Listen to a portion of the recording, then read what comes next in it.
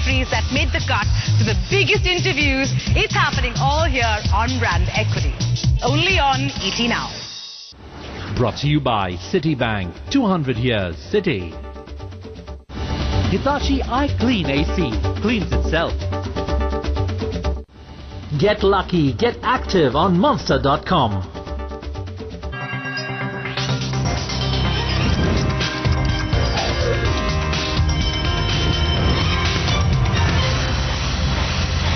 Prime Minister Manmohan Singh takes over the finance portfolio as an interim measure as Pranab Mukherjee steps down as the finance minister ahead of presidential polls.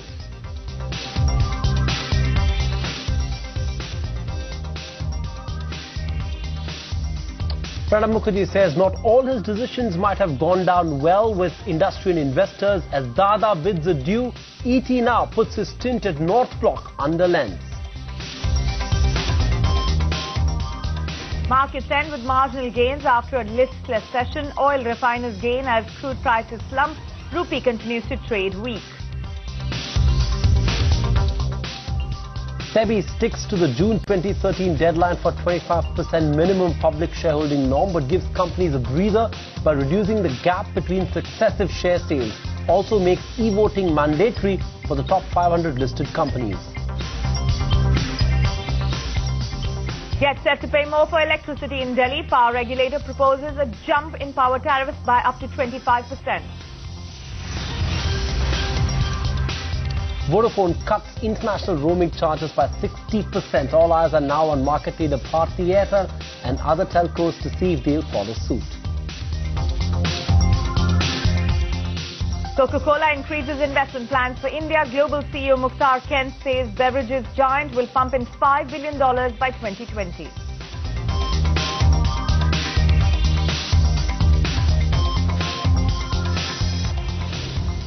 Good evening and a warm welcome to Business Tonight on ETNOW. I'm Shelly Chopra. Hi there, I'm Sandeep Gurumurthy. Also on the show this evening, social networking site Facebook is under fire as it changes email ID of users to those ending in @facebook.com. What's prompted FB to do that? We'll tell you up ahead of the show.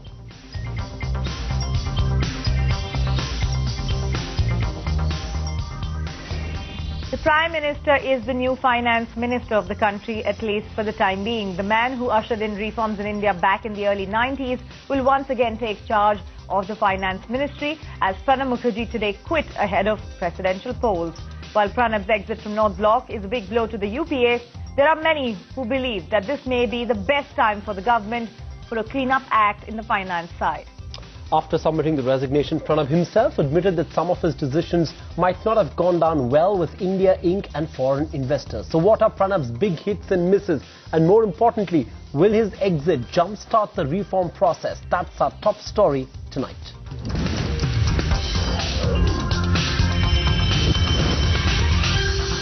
Okay, for now, Prime Minister Manmohan Singh will take additional charge of the crucial finance ministry. Supriya Srinath joins us with more details. Supriya, how long will PM keep the portfolio and who's going to be driving key decisions in the PMO from here on?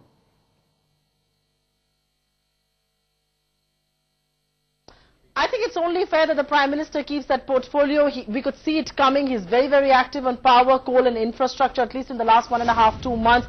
He really operates to two key people, Pulak Chatterjee, his principal secretary, and his chief economic advisor, Dr. Rangarajan. So people like them will perhaps be very active. They are heads of a lot of coordination committee that he has put in place in the last 1.5–2 months. We'll perhaps see them very active. But while many of us believe he's the economist prime minister, he's got the economy on track in 1991 through economic liberalization, let us not forget that this is the prime minister who set up about 80 to 85 group of ministers and EGOMs and made Pranab Mukherjee head most of them. So the buck should finally stop with the Prime Minister, which now and hopefully it will. But this is Prime Minister Manmohan Singh who did not take very crucial calls. So while many of us say that Pranab Mukherjee may have missed the bus as far as reforms were concerned, as far as crucial economic decision making was concerned, it was the Prime Minister's job. He's the head of the cabinet. He should have done it. He hasn't done it.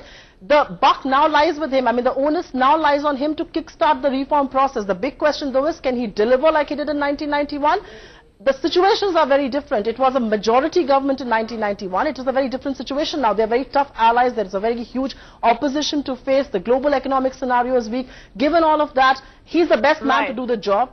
And Sonia Gandhi is in favor of keeping it with a politician, and that's perhaps why it hasn't gone to somebody like a Rangarajan or a Montek. But we're given to understand that Chidambaram, who's taken some kind of an informal handover from Pranab Mukherjee, will also be working in the shadows, so to say, as far as finance is concerned. But right now, yes, the portfolio will be with Manmohan Singh.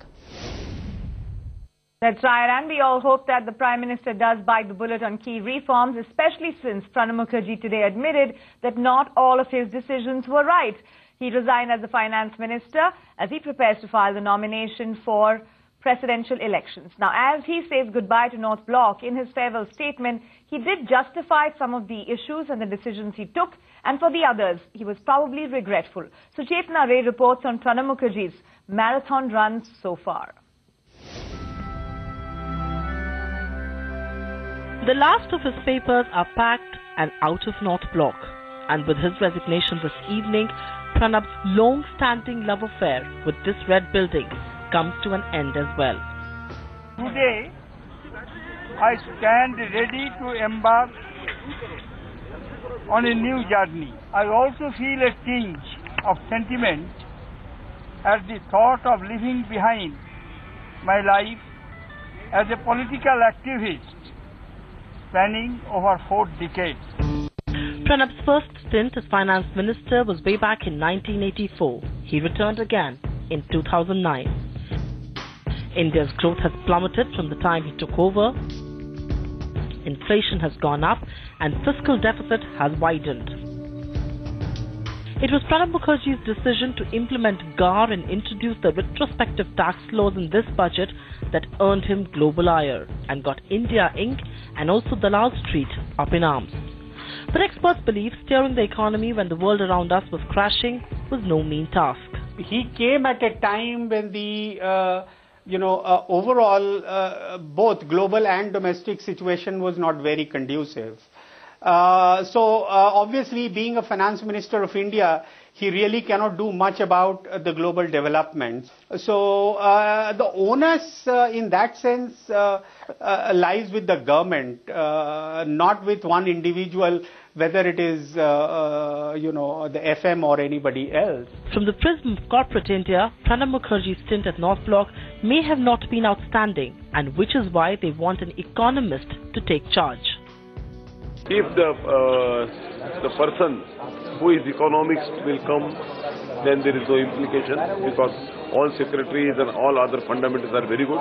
Pranab Mukherjee may not pass with flying colours as a finance minister, but at a time when the global economy was going through a turmoil and Indian politics was marked by bitter standoffs between the government and opposition and adamant allies, Pranab was perhaps the best man for the job.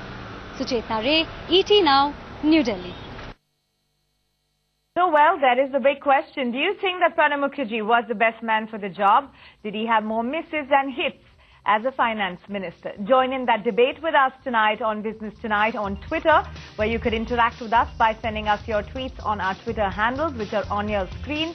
Reply to that and the top tweets will be taken up shortly here on the channel.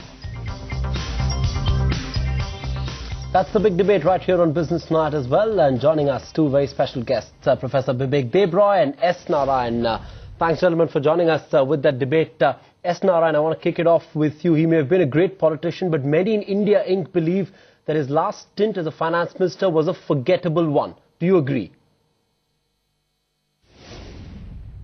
I think that would be a little unfair, because we must remember that he took over the finance ministry portfolio at the time when the world was going through a severe economic crisis, and along with I would say the Reserve Bank, the finance ministry enabled us to get out of the crisis and to show a growth path in 2009-2010. If you really look at the recovery in 2009-2010 compared to what is happening in the rest of the world, I think it was quite remarkable.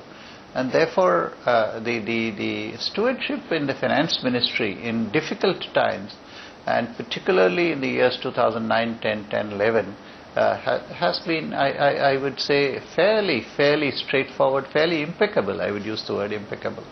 Professor Vivek Debroy, I'm sure you're not going to be so generous in your assessment of Pranab Mukherjee's stint as a finance minister. Oh, I certainly am not going to be.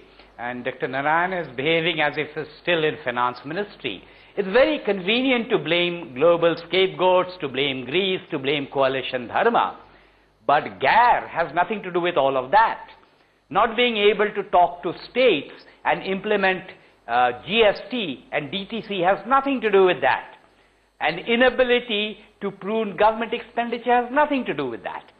If you had asked me before the 12-13 budget, I would have said that, well, Pranab Mukherjee is a hot contender, but he's not really the worst finance minister since 1991, Mr. Chidambaram is. But after the 12-13 budget, I think Mr. Pranab Mukherjee wins hands down. He has been the worst finance minister since 1991. Okay, let me just bring, Mr. Narayan back into it, as Vivek Debroy does admit that he'd like to criticize Pranab Mukherjee perhaps as the worst finance minister since 1991. Mr. Narayan, the question is, what has made him so unpopular? Are we talking about the retrospective tax changes? Is that one of the key things? Do you think many ways this will go down as what essentially, if not outrightly, took Pranab Da down? This is very right. In fact, this year's finance bill is, I would unequivocally say, that one of the worst finance bills that has been drafted. And I have been in the revenue department and the revenue secretary for a while, and I've seen how that department actually functions. So I am quite surprised that the kind of clauses of the type that went into the finance bill were actually enacted. So I think they have done. I think this particular budget, and particularly the finance bill on the revenue side, has done quite a bit of damage insofar as investor sentiments are concerned, in terms of foreign inflows are concerned. I think that has certainly had an effect. But again, would you blame the finance minister alone? Because the budget is again the joint responsibility of the entire cabinet. Okay, will you blame the finance minister alone? Professor Debroy, I think coming back to the criticism that you just alluded to, the point is we've been a victim of coalition politics, and Pranab Mukherjee as finance minister is not someone who was spared of that either. Do you think that it would be probably a tad too unfair to just put the blame squarely on one man and not on what various other political parties contributed to it? Well, if you said FDI in retail, if you said FDI in civil aviation, pensions, insurance, I would buy the cabinet argument. But something like GAR and retrospective effect, I'm sure even the cabinet was not aware. I'm not even very sure that the finance minister was aware. Had he been aware, then it would have been mentioned. Something so major would have been mentioned in the budget speech. It wasn't. It was buried in the finance bill. Dr. Narayan's successors as revenue secretaries will wish revenue to be increased. But it is up to the finance minister to take a call and decide which suggestions emanating from the revenue department are sensible ones and which are not. So yes, there are layers and layers within reforms. Yes, in the broader perspective of reforms, including perhaps expenditure, I can buy perhaps the cabinet argument. But certainly not so far as the retrospective part of it is concerned, and so far as GAR is concerned, especially since those principles also violate the draft DTC. All right, Mr. Narayan, Professor Debroy spoke about some of the reforms like FDI and retail aviation. Plenty of reforms have been stalled for a while now, FDI and retail aviation. Diesel decontrol, that's something that they've been talking about for a while, and there's been no decision. Industry believes, we've been hit with a state of policy paralysis. Don't you think Pranab deserves flack for this as well? I think we are making a bit too much about things like FDI in retail and FDI in insurance. I don't think that just by having FDI in retail or FDI in insurance, suddenly the GDP growth will happen by more than 1% or so. There are a lot of other things that need to be done. Particularly one of the things that you mentioned, diesel price hike, petrol price hike, reduction of subsidies. These certainly are at the feet of the finance minister. This was something that he could have done and which he did not do. And certainly that we are paying the price for this fiscal expansion and the large borrowing that it entails. Professor Debroy, let's look ahead as well. Prime Minister Manmohan Singh will now take charge of the Finance Ministry, and he will now hopefully take some of the tough decisions.